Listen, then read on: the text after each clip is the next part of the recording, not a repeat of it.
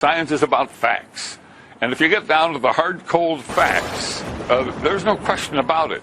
Climate change is not happening. The world is going to end in 12 years if we don't address climate change. This is our final chance. The scientists are absolutely unanimous on this, that we have no more than 12 years to take incredibly bold action on this crisis. All of our countries will be affected by a changing climate. We will be seeing climate change refugees. This is also the moment to clearly say that linked to the 2030 Agenda of Sustainable Development, there must be a very strong reaffirmation of our commitment to the Paris Agreement and to its implementation with an enhanced ambition, because the Paris Agreement by itself is not enough for the objectives that the world needs in relation to global warming. It is so decided. The United Nations' obsession with Agenda 2030 is emerging as a contentious threat to the future of the United States, all of this within the first 100 days of the Biden administration. Nothing gives me more hope for the future than seeing my 5 grandchildren challenge expectations. They see breakthroughs in technology we can't even yet imagine.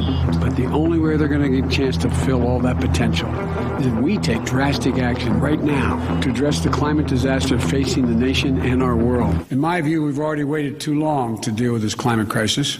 We can't wait any longer.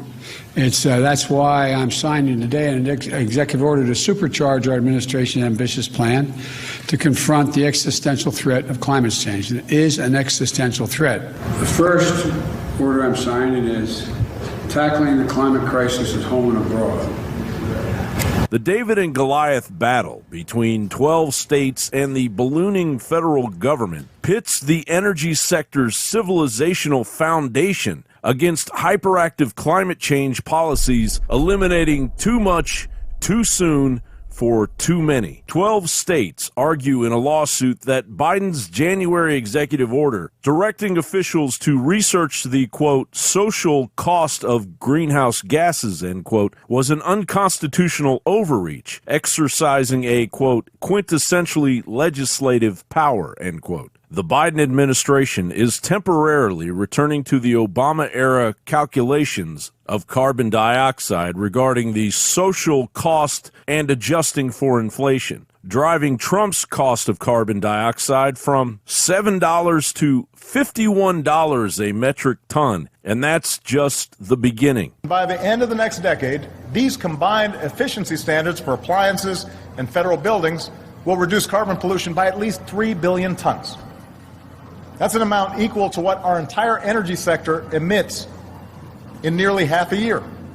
Starting in 2023, we will put even more money in the pockets of Canadians by increasing the price on pollution by $15 a ton per year.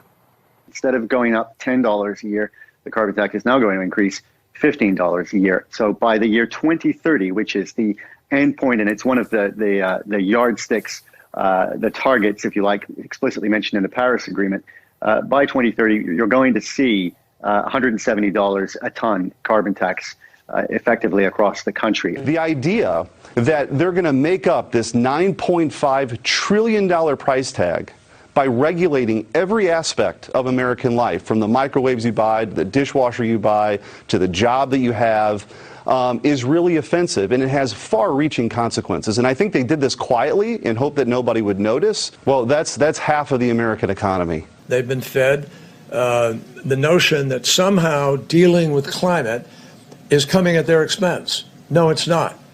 Isn't it true you have a science degree from Yale? Bachelor of Arts degree. Is it a political science degree? Yes, political science. So how do you get a Bachelor of Arts in a science? Well, it's liberal arts education and degree. It's a bachelor. Okay, so it's not really science. So I think it's somewhat appropriate that somebody with a pseudoscience degree is here pushing pseudoscience in front of our committee today. The China Joe puppet administration has only just begun placating its New World Order masters with the slow and steady prospect of a crippling U.S. economic depression on the horizon. John Bound reporting. If you are receiving this transmission, you are